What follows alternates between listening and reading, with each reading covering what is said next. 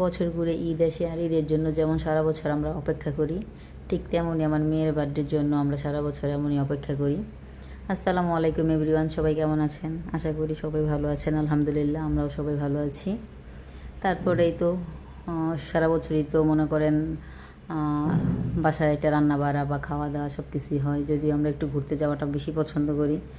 তো প্রতি বছর আমার মেয়ের বার্থডে আমরা বাসায় পালন করি। তো এবছর ভাবলাম বাচ্চা কাচ্চা নিয়ে আমরা একটু বাহিরে যাই, বাহিরে একটু ঘুরবো ঘাড়বো, তারপর বাহিরে রাতের খাওয়া দাওয়া করে বাসায় ফিরবো। এই তো যেই বলা সেই কাজ, আমরা চলে গেলাম গুলশান 1 নম্বরে ডোমিনোস পিৎজা।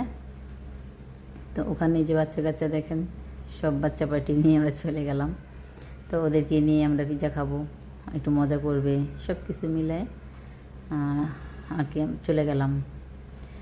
তো ওখানে যে আমরা পিৎজা অর্ডার করলাম, কে কোন পিৎজা খাবে, তারপর ভাবলাম 6 ফ্লেভারের যে একটু পিৎজাটা সেটা অর্ডার করি। তো তাই করলাম, সেটা আমরা অর্ডার করে আমরা ওয়েট করতেছিলাম পিৎজার। তো বাচ্চারা ছবি টবি তুলতেছিল, যার যার মতো একটু দুষ্টামি করতেছিল, আর আমাদের এদিকে পিৎজার অর্ডার নেওয়া হয়েছে। এই তো আমাদের পিৎজাও এসে গেল। মাশাআল্লাহ, পিৎজার সাইজটা অনেক বড়, ফ্যামিলি সাইজ। আর এই ছোটো রেগুলার সাইজের একটা নিয়েছিলাম, পরবর্তীতে দেখি যে না আরও একটা লাগবে, তারপর আরও একটা ছোটো রেগুলার একটা নিয়েছিলাম।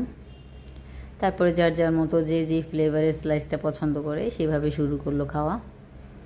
এই তো আমরা খাচ্ছি, সবাই খাচ্ছি, মজা করছি, কে কয় পিস খেতে পারে সেটা বলা বলি করতেছিলাম।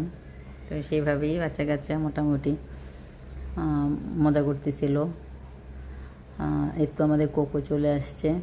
যাই হোক, ডোমিনোস পিৎজার এতগুলো শাখাতে আমি গিয়েছি, কিন্তু এই শাখাটার মতো আমার এত ভালো অন্য কোনো শাখাগুলোতে লাগে নাই।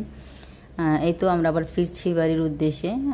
পথে আমরা কেকের কোনো শপ পেলে আমরা ওখানে ঢুকে যাব, তারপর একটা কেক কাটবো, যেটা আমরা খুঁজতেছি কিন্তু পাচ্ছিলাম না।